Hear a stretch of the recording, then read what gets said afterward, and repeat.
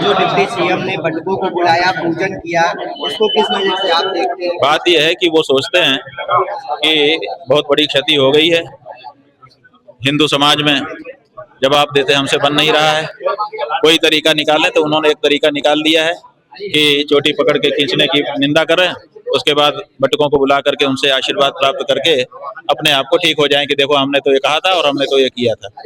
लेकिन जो मूलभूत प्रश्न है उसका उत्तर उन्होंने भी नहीं दिया है कि जिन लोगों ने ये किया उनको दोषी कब माना जाएगा, उनका नाम कब सामने आएगा, कार्यवाही कब होगी, और साथ ही साथ गौ माता की रक्षा के लिए जो आवाज उठाई गई थी, गौ को पशु नहीं माँ कहो, और जो मांस व्यापार तुम्हारे यहाँ से हो रहा है जिसकी आड़ में गौमांस का व्यापार करते हो उसको बंद करो, ये जो दो बातें हैं इस बारे में तो अभी तक उनकी तरफ से कोई बात आई नहीं है। इसलिए उन्होंने केवल इतनी कोशिश की है कि हमको जो क्षति पहुंच रही है सामाजिक रूप से, जिससे हमारे वोट घट रहे हैं, उसमें कुछ रोक बन जाए। डैमेज कंट्रोल करने की, हाँ, डैमेज कंट्रोल आपने जो जनता को समझ में आने वाला शब्द है वो बोल दिया। तो आप क्या लग रहा है कि राजनीति के तहत किया जा रहा है या और काहे के तहत किया जा रहा है? उनके हृदय में अगर आप बताइए, अगर राजनीति के तहत न किया गया होता तो जिस बटुक को लाठी मारी गई, जिस बटुक की चोटी खींची गई, उसके पास आते कि दूसरे बटुकों को बुला के वहीं फूल चंदन लगा देते। राजनीति तो है, जो वास्तविक पीड़ित है उसका तो उनको खोज खबर ही नहीं है, तो उन्होंने अपने बुला लिए अपने पसंद के बटुक और कर दिया, तिलक हो गया। ये राजनीति नहीं तो क्या है? 11 मार्च को क्या आह्वान कर रहे हैं? अरे भाई, 11 मार्च को हम लोग लखनऊ जाएंगे और वहीं पर आदित्यनाथ जी नकली हिंदू हैं कि असली हिंदू हैं, इस बारे में जो जांच करने पर निष्कर्ष निकल के आएगा उसको उद्घोषित करेंगे। अभी 20 दिन बीत गए, क्या लग रहा है? 20 दिन बीत गए, क्या लग रहा है आपको?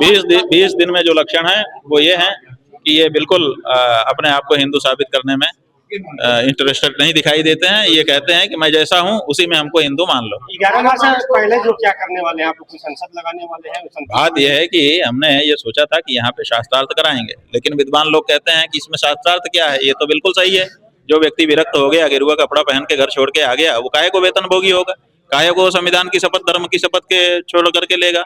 और साथ ही साथ जो व्यक्ति गेरुआ पहन के सन्यासी जोगी यति बन गया, वो काहे को मांस का व्यापार करेगा। इसलिए इसमें कोई विपक्ष है ही नहीं है, एकदम बिल्कुल आपका पक्ष एकदम सीधा पक्ष है, तो इसलिए डिबेट ही नहीं हो पा रही। हाँ, इन संतों को आप कौन शामिल होगा? जो असली होगा वो शामिल होगा, जो नकली होगा वो चुप रह जाएगा। आज बीजेपी की यहाँ बैठक हुई है।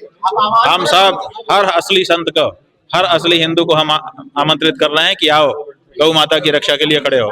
आज यहाँ पे बीजेपी की बैठक हो रही थी, तमाम बीजेपी की यहाँ बैठक हो रही है जिसमें डिप्टी सीएम भी शामिल है। कई वहाँ पदाधिकारी बाहर निकल के बोले कि जो चोटी खींची गई वो गलत हुआ है, और डिप्टी सीएम ने कोई बयान नहीं दिया इस पूरे मामले में, सीधे निकल गए।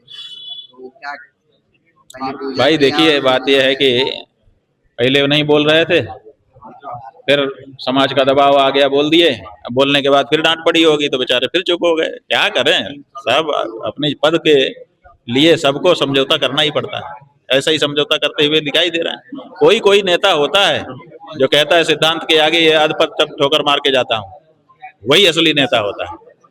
आखिरी सवाल हम लोगों का है कि क्या लग रहा है कि जिस तरह से 2 डिप्टी सीएम आपके पक्ष में बयान देते हैं, योगी आदित्यनाथ के को लेकर के आप भी बयान देते हैं, तो ये बीजेपी में कुछ चल रहा है क्या?